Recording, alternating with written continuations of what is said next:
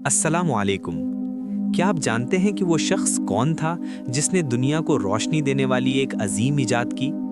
इस शख्स का नाम था थॉमस एडिसन। थॉमस एडिसन बचपन में बहुत गरीब थे और स्कूल में भी ज़्यादा कामयाब नहीं थे। कुछ लोग तो उन्हें कम ज़हीन भी समझते थे, लेकिन उनके अंदर एक चीज़ बहुत मजबूत थी और वो थी सीखने और कोशिश करने की लगन। एडिसन ने अपनी जिंदगी में हजारों तजुर्बे किए, कई बार नाकाम हुए, लेकिन उन्होंने हार नहीं मानी।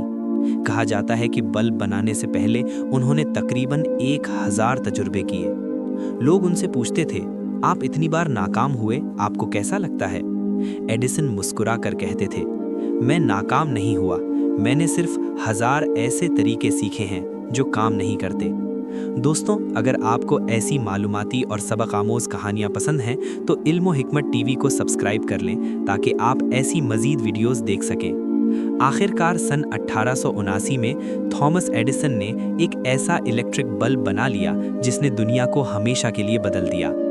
आज दुनिया के हर घर, हर शहर और हर गली में जो रोशनी नज़र आती है, उसके पीछे एक इंसान की मुसलसल मेहनत और सब्र की कहानी छुपी है। अगर आपको ये मालूमाती कहानी पसंद आई हो तो इल्म व हिकमत टीवी को सब्सक्राइब करें, वीडियो को लाइक करें और एक प्यारा सा कमेंट ज़रूर करें।